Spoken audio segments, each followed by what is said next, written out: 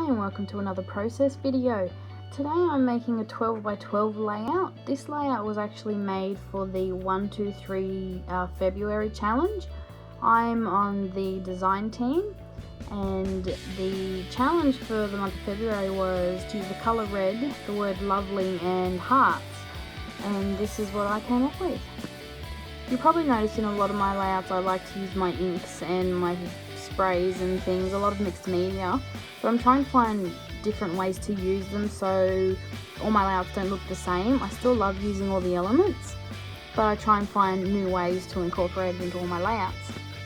So what I'm doing here is I'm mixing up a separate piece of paper with some Postbox red and cherry pie dilution spray, blending it together and then spritzing some white over it just to give it a bit of a tone down, I guess you could say. I just love the look it has. And then I actually get my white acrylic paint out to do some splatters because, yeah, I don't find the mist does the best job because it does seep into the colour. So I want a bit more white right in your face. So it's gesso. I get some gesso, mix it with water and do some splatters.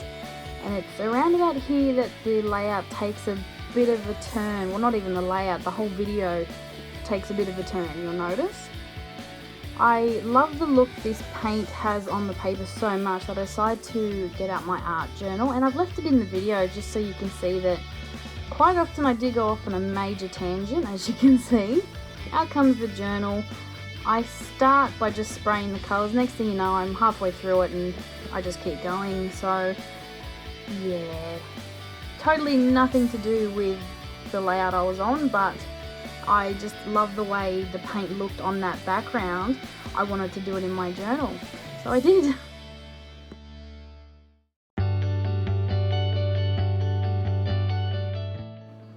So yeah, totally not related, but I left it in the video anyway. Just spraying some water on the ink just to get it moving, to get the colours to blend together a bit. I love the way the dilutions blend. Now this here, I really don't like what happens to the ink when you dab it with paper towel. It looks so much more dull and not as vibrant, which is why I go back in and spray it again and let it dry naturally.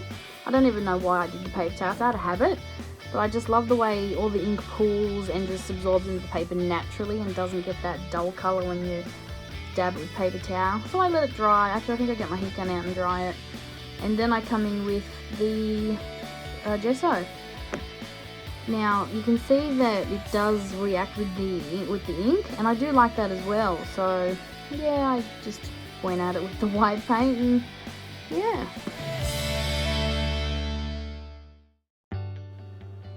So I put it off to dry and then get back to the layout. Thanks for sticking around through my totally unrelated little tangent there, but I thought I'd leave it in just to, you know, so you can see what actually happens when I do a layout. I never finish a layout in one sitting. I do have two young boys that, you know, are very active and I scrap when I can. But, you know, at other times, when things are just flowing, I like to just go with it. And that mixed media really inspired me to put something in my art journal. So I just literally stopped what I was doing and went with it. Yes, in case you missed it, that was me showing you my inky hands. I always manage to get ink everywhere when I work with my sprays, and it always leaves lovely telltale signs all over my hands. So let's get back to the layout. We've sort of let it go for a bit. What I did was I did the packaging technique on some more white cardstock just to get a mix, bring that red into the layout.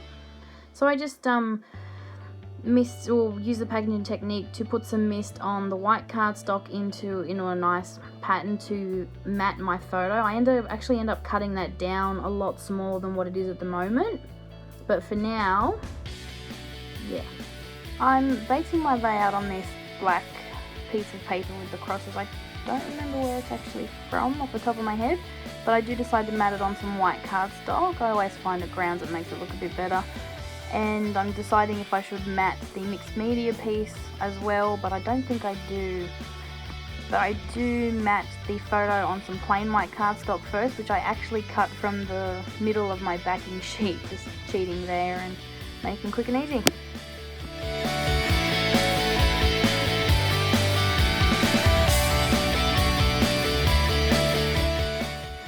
should probably tell you about my photo. This is a photo of my husband and I on the swings. He's actually pushing me on the swings, and I got my phone out because I had my phone with me at the time. We took the boys and the dog to the park, and as I always do, I got on the swings because I love the swings. Who doesn't? And he started pushing me on the swings, so I got my phone out and quickly snapped about 1 million selfies. It took that many to get a decent photo. As you can imagine, me swinging and snapping at the same time. Lots of fun, but it's my favourite photo from that day. I actually did a Project Life spread of this outing when we went to the park, but I really wanted to scrap this photo because I really love it.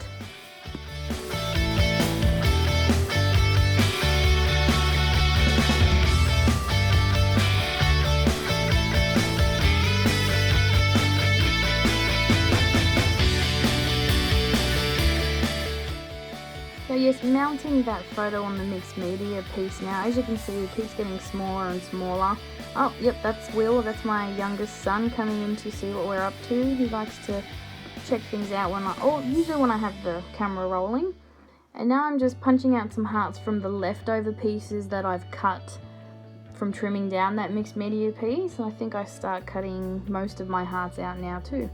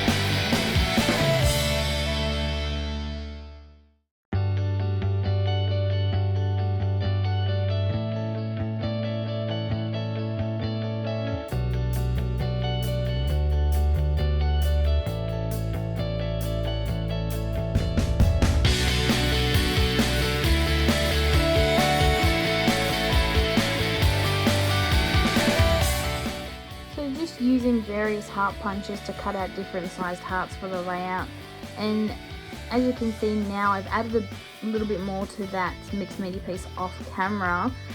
I don't even remember how it happened. I remember just sitting at my desk and thinking I didn't like the red, it needed a bit of a pink to it, and next thing you know I get out my ink and add to it, and I haven't even got the camera rolling. So that's what happened there, which is why it's slightly different.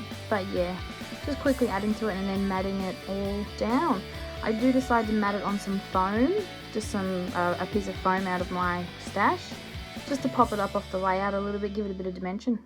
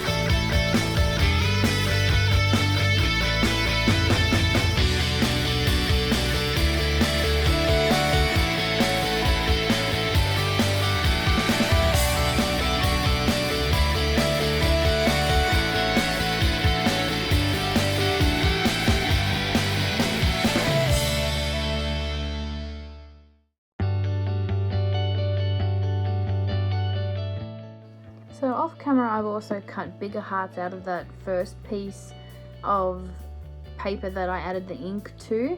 I'm sorry about the big bar across the top. I'm pretty sure that's my wooden frame that I rest my iPad on. My husband made it for me and I rest my iPad on it, and that's how I shoot my videos. And I don't know what happened, but I obviously didn't line it up properly. It doesn't affect it's only this last bit of the video and you can still mostly see most of the layout, so I thought I'd keep it in there anyway. Hope you don't mind. So all I'm doing now is just randomly placing those different sized hearts all over the layout.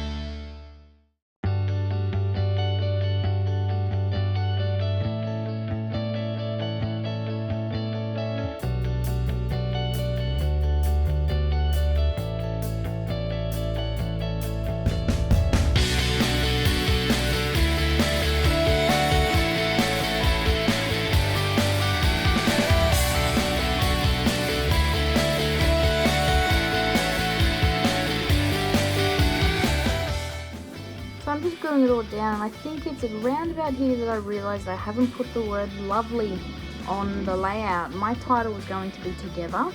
I thought, where am I going to put lovely on here? So literally in my journaling, I put you and I, so lovely, and then my title together.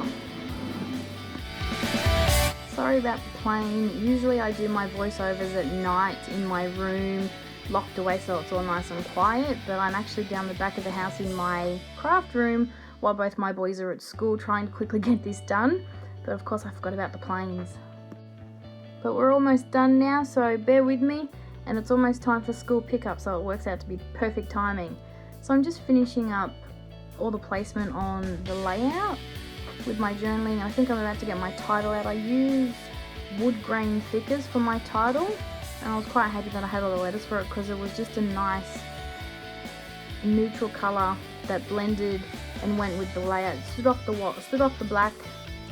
out off the black enough to be noticeable. So yeah, that's what I went with.